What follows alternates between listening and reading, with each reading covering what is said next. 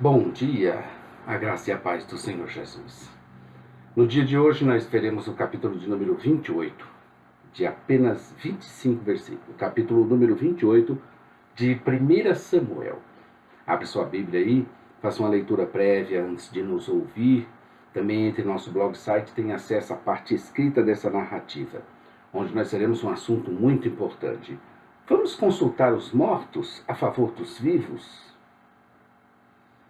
Consultar os mortos a favor dos vivos?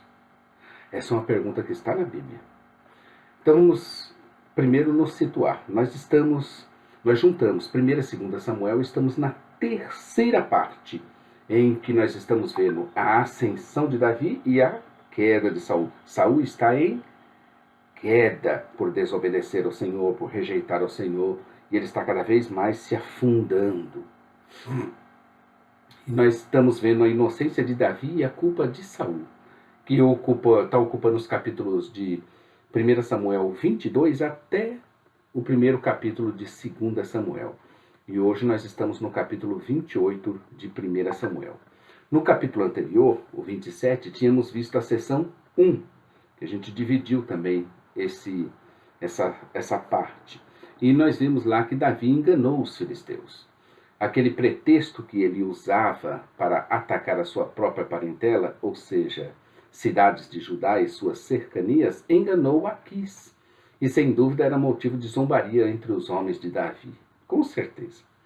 E agora veremos uma parte delicada da Bíblia que fala de uma consulta proibida em Endor, onde havia uma mulher feiticeira que consultava mortos a favor dos vivos.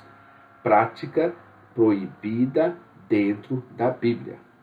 Consultar espíritos, consultar mortos, prática proibida dentro da Bíblia. Preste atenção. Os filisteus estavam em guerra contra Israel e juntaram-se para atacá-los. Aquis ainda pediu a Davi para acompanhá-lo e ficar em sua retaguarda durante os ataques. Aquis confiava tanto em Davi que o que tinha por sua guarda pessoal para sempre tinha Davi como sua guarda pessoal. Nas melhores traduções, podemos entender que Aquis falava dele como guardador da sua própria cabeça. Justamente Davi, que cortara a cabeça de um grande e terrível filisteu que existiu e afrontou em tempos idos os israelitas.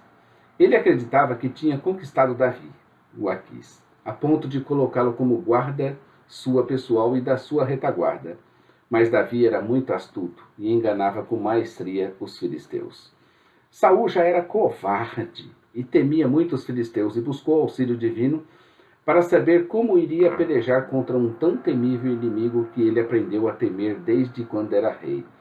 Saul estava borrando de medo, estava mesmo assustado com os filisteus e foi procurar Deus. Meu Deus, como é que eu me livro desses filisteus que estão nas minhas colas? Seus olhos, que nunca estiveram em Deus, contemplavam ainda a força, o poder e as armas dos filisteus. Seus olhos, em vez de estar voltados para Deus, estavam voltados na força, nas armas dos filisteus. E vivia com medo, vivia assustado, achando que o mal ainda viria a ele por meio deles. E não é que veio mesmo? Em sua consulta divina, não obteve resposta alguma. Deus não respondeu para ele. Ele ficou sem resposta.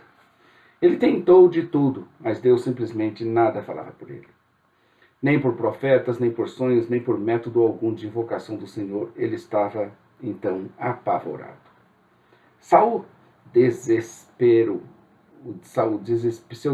era tão grande que ele saiu a consultar outras fontes de informação do sobrenatural e rejeitou mais uma vez ao Senhor. Ele foi buscar o sobrenatural. Deus é sobrenatural, vou buscar o sobrenatural. Na verdade, nunca esse homem temeu ao Senhor, nem o seguiu, mas tratava o Senhor como os outros deuses. Por isso que consultar outro em sua mente era natural e poderia revelar a ele o oculto por trás de todas as coisas. O problema de Saul se chamava Saul. Por isso que não conseguia fazer as coisas certas. Ele não tinha os olhos para mais nada além do mundo patético e sem graça, cheio de mentiras e enganos, que era o seu mundo. Curiosamente, ele resolveu consultar uma feiticeira e saiu atrás de uma, mesmo tendo expedido um edito contra essa prática em tempos anteriores. Ele mesmo vai atrás de alguém que ele mesmo já tinha expedido um edito que não poderia mais ter. Ele estava atrás de conhecimento do sobrenatural e de uma vantagem sobre o seu inimigo, ainda que tivesse que vender a sua alma ao diabo para conquistar isso. Na busca de Deus ao seu próprio modo, e não como Deus orienta, tem muita gente errada, hein? Buscando Deus ao seu próprio modo, e não como Deus orienta. Cuidado! Muitos se encantam com o sobrenatural e se esquecem das coisas, e iludidos começam a querer dominar o mal e a querer obter poder e vantagem sobre os outros. Pelo enveredamento por terrenos pouco firmes, a pessoa acaba sendo vítima da sua ganância e cai nas prisões do engano e da mentira.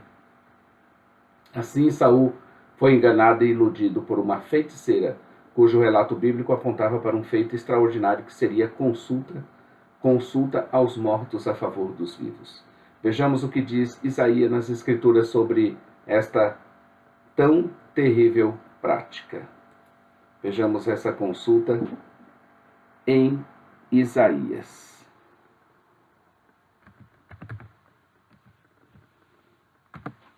Isaías 8,19 diz assim: Quando, pois, vos disserem, consultai os que têm espíritos familiares e os adivinhos, que chilreiam e murmuram, porventura não consultará o povo a seu Deus? A favor dos vivos consultar-se-á os mortos? Isaías 8,20. A lei e ao testemunho. Se eles não falarem segundo esta palavra, é porque não há luz neles. Eita. O ensino claro das Escrituras é que tal prática é proibida e condenada por Deus, a ponto de os que tais práticas fazem serem réus do próprio inferno. Somente isso já bastaria para nos afastar dessas coisas. No entanto, a curiosidade humana requer uma resposta para o feito acontecido de que fora mesmo Samuel que subira dos mortos para falar com Saul, ou tudo aquilo não se passou de um embuste, de uma prática mentirosa. Vamos ver Levíticos 19:31, diz assim: Não vos voltareis para os necromantes, nem para os adivinhos, não os procurareis para serdes contaminados por eles. Eu sou o Senhor vosso Deus. Levítico 20, verso 6. Quando alguém se virar para os necromantes e feiticeiros, para se prostituir com eles, eu me voltarei contra ele e o eliminarei do meu povo. Levíticos 20, versículo 27. O homem ou mulher que sejam necromantes ou sejam feiticeiros serão mortos, serão apedrejados, o seu sangue cairá sobre eles. 2 Crônicas 33:6. Queimou seus filhos como oferta no vale do filho de Inom.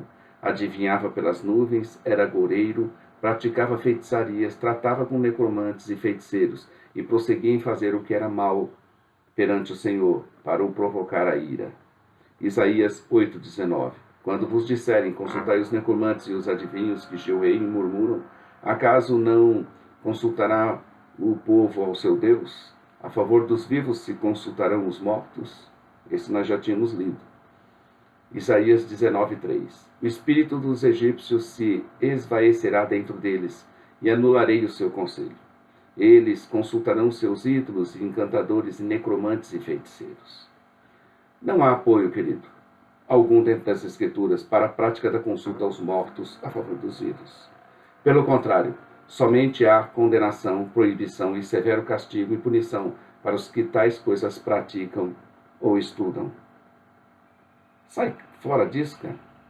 O relato bíblico é confuso mesmo, esse relato. E não nos dá certeza nem garantias alguma da realidade dos fatos dessa consulta. Portanto, também tirar conclusões sobrenaturais do feito em si é muito temerário e não teologicamente correto. Também eu mesmo não vou me aprofundar nessa questão, para mim de pouca relevância. Exegeticamente, Gerard Van Groningen, em seus livros sobre criação e consumação e revelação messiânica, muito interessante, recomendo. Tem muito a contribuir sobre o assunto.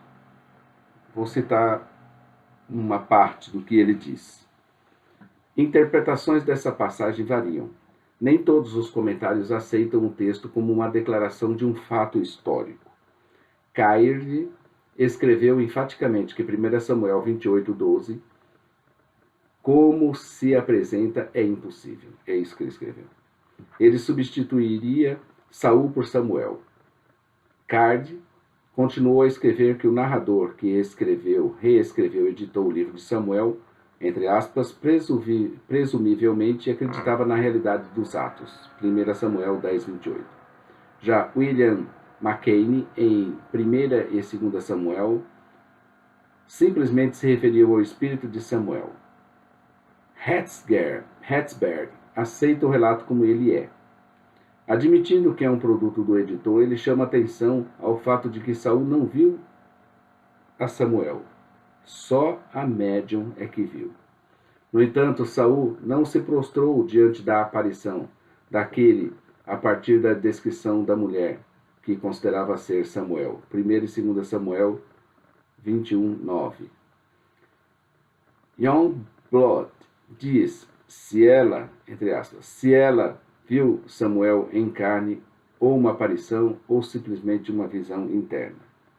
Ele não diz precisamente o que entende que o texto quer dizer, mas então adiciona que Saul estava convencido de que, entre aspas, a aparição era Samuel.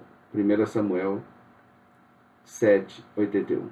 Isso está na nota 26 do livro Criação e Consumação, volume 2 de Gerard Van Groningen. Recomendo que vocês pesquisem mais sobre o assunto.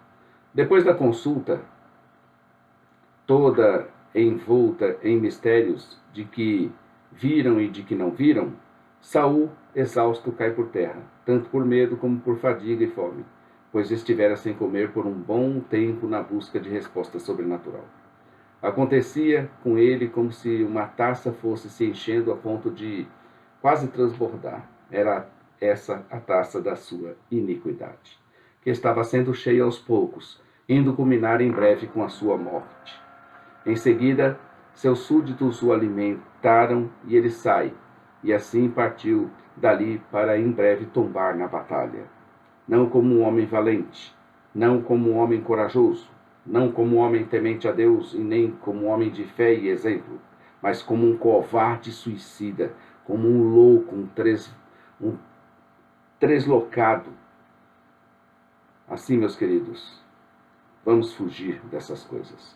Esse foi o capítulo 28, amanhã estaremos aqui com o capítulo 29, de apenas 11 versículos, onde veremos que Davi é temido pelos filisteus.